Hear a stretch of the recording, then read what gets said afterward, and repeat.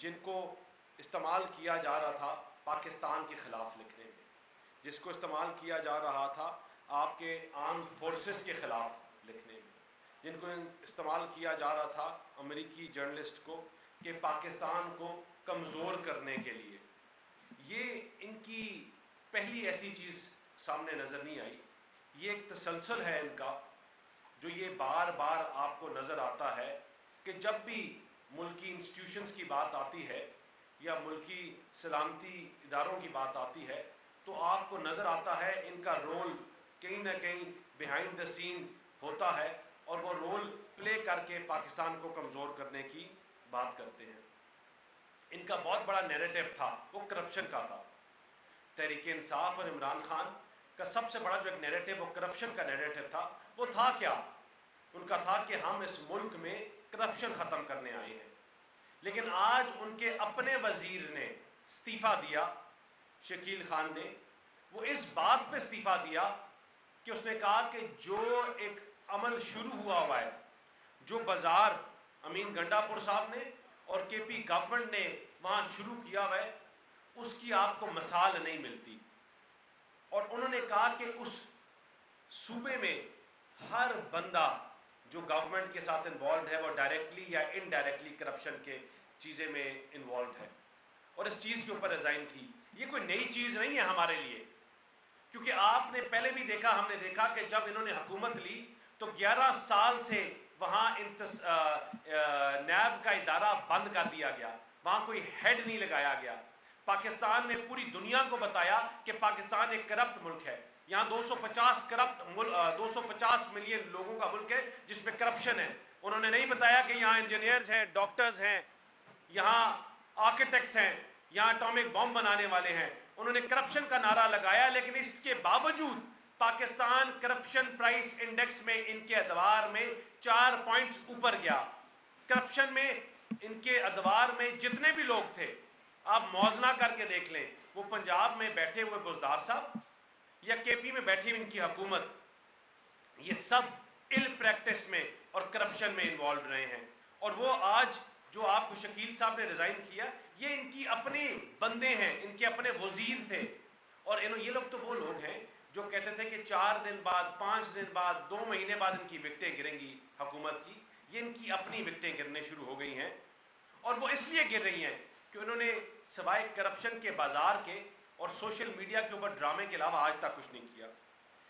آپ نے دیکھا کہ سب سے مشکل کام جو ہے کسی بھی ادارے میں وہ اکاؤنٹیبلٹی ہے، سب سے مشکل. اور وہ اکاؤنٹیبلٹی کہ اپنے کولیگز کی اکاؤنٹیبلٹی کرنا، جو آپ کے ساتھ سرو کیا ہو ان کی اکاؤنٹیبلٹی. جو D G I S P R صاحب کی پریس کانفرنس ہوئی پچھلے کچھ دنوں میں، اور خاص طور پہ کل کی بھی بریفنگ، اس میں بڑا کیٹیگوریکل ایک چیز سامنے آئی، اور وہ ہے کہ سیلف اکاؤنٹیبلٹی، کہ ان کی اکاؤنٹیبلٹی جو ہے وہ اپنے آپ سے شروع ہوگی، اپنے ادارے سے. اور پھر چاہے وہ کوئی بھی ہو، وہ سینئر پوسٹ پہ ہو یا جونیئر پوسٹ پہ، چاہے وہ کوئی بھی بندہ ہو، کہ جہاں پاکستان کی سوورنٹی پہ، جہاں پاکستان کی ایگزسٹنس کے اوپر کوئی بندہ حملہ کرنے کی کوشش کرے گا تو اس کو کڑے ہاتھوں لیں گے. یہ جو اکاؤنٹیبلٹی ہے یہ ان شہداؤں کی فیملی کے لیے ہے جن کے مجسمے 9 مئی کو جلائے گئے، ان شہداؤں کی فیملی کے لیے جو اس 14 اگست میں کھڑے ہو کے ان کی آنکھوں میں آنسو تھے اور وہ پوچھ رہے تھے کہ ان لوگوں کے خلاف کیا ایکشن لیا گیا جو اس میں ملوث تھے 9 مئی اور 9 مئی کے ایکٹس میں. ان لوگوں کے خلاف جن کی فیملی کے کل کے لیے، اسلامک ریپبلک آف پاکستان کے لیے. And what do we get in return? تو یہ ان لوگوں کے لیے کہ پاکستان جو فوج ہے، پاکستان کی اکاؤنٹیبلٹی ہے، وہ بڑا جو پروسیس ہے وہ بڑا کلیئر ہے کہ پاکستان سب سے پہلے ہے، اس ملک کی سلامتی سب سے پہلے ہے. پاکستان ہے تو کوئی ادارہ ہے، اور پاکستان ہے تو کوئی چیز آگے بڑھ کے چل سکتی ہے. اور آپ کو نظر آیا، اور اس کی جو کڑیاں ہیں وہ ملتی ہیں ان اقدامات کے ساتھ جو پاکستان کو کمزور کرنے میں انوالو رہے ہیں. آپ کو جو سیکنڈ فیز پہ لوگ اٹھائے گئے ان کی انویسٹیگیشن کے بعد سامنے آیا کہ یہاں اور لوگ بھی جو انوالو تھے، جو افواج پاکستان کے تھے، ان کو اٹھایا گیا اور ان کے خلاف سخت سے سخت کارروائی کی جا رہی ہے، اور جو افواج پاکستان سے نہیں تھے ان کے خلاف بھی اسی طرح کارروائی کی جائے گی. اور وہ اس لیے کہ پاکستان کی سلامتی، پاکستان کی سوورنٹی ہر چیز سے پہلے ہے.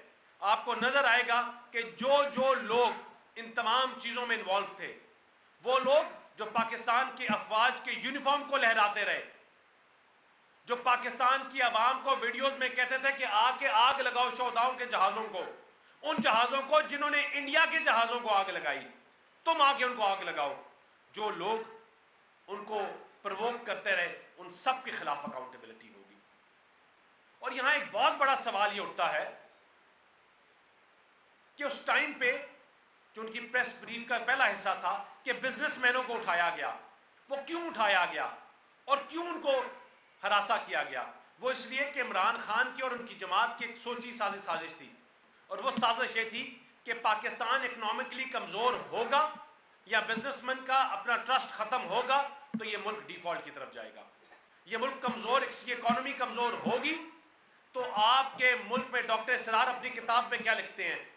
وہ لکھتے ہیں کہ اگر اکنامک، پہلے تو عمران خان کی پوری انہوں نے جو اپنی کتاب میں لکھا کہ کس طرح یہ کس کے ایجنڈے کے اوپر کام کر رہے ہیں، لیکن ایک اور چیز لکھی کہ جب ایٹامک بام بنانے والے ملک، ان کو اگر ویکن کرنا ہو تو آپ ہتھیاروں سے نہیں کر سکتے، آپ ان کی معیشت کے تھرو کر سکتے ہو. اور آپ کو نظر آیا کہ پاکستان کی افواج کو، پاکستان کی معیشت کو کمزور کیا گیا، وہ سوشل میڈیا ٹیررزم کے تھرو وہ آپ کو کمزور کیا گیا. آپ نے جب ایسے جو رؤوف حسن صاحب کے جو فون سے شواہد نکلے، ان آرٹیکلز کے تھرو جو لکھوائے گئے پاکستان کو کمزور کرنے میں، پاکستان کو انٹرنیشنل آئسولیشن میں کرنے کے لیے. لیکن یہ چاہے جو بھی کر لیں کہ یہ اس ملک میں جب اکاؤنٹیبلٹی کا پروسیس ہے ہماری افواج میں اور through out across the board, تو انشاءاللہ پاکستان کو کوئی کمزور نہیں کر سکتا، پاکستان کو کوئی توڑ نہیں سکتا. یہ چاہے جتنی مرضی 9 مئی کے واقعات کو اور پرووک کرے، یہ مفتی بانی اور شیخ مجیب الرحمان کی چیزوں کو جتنا مرضی لگائیں، لیکن پاکستان ایک حقیقت ہے، یہ افواج ایک حقیقت ہے.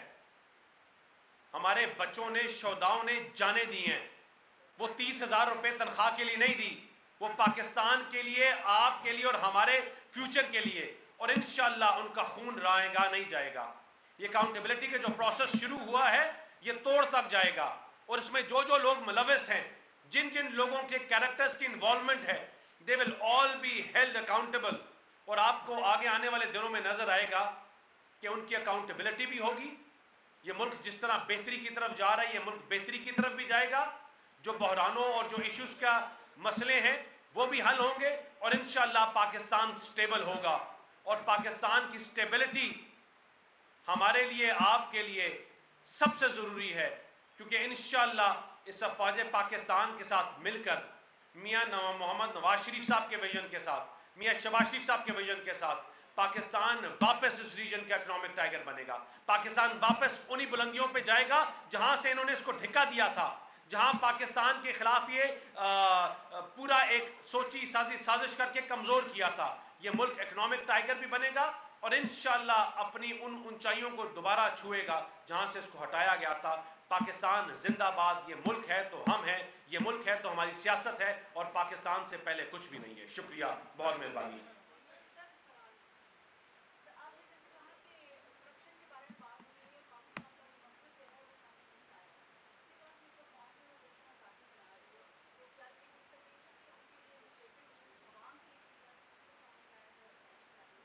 دیکھیں بالکل یہ بڑا ضروری تھا، لیکن آپ نے انفارچونیٹلی، ہم نے ہمیشہ ایک چیز ہمیں بتائی گئی اور کیا کہ 14 اگست کو پاکستان کا جھنڈا لہراؤ، 14 اگست کو پاکستان کا جھنڈا لے کے اپنی گاڑیوں پہ لہراؤ. لیکن آپ کے ان لوگوں نے جو پاکستان میں تفریق کی بات کرتے ہیں، انہوں نے کہا کہ نہیں، تم ساتھ ہماری جماعت کا جھنڈا لگاؤ. اس کو کہتے ہیں تفریق کی شروعات.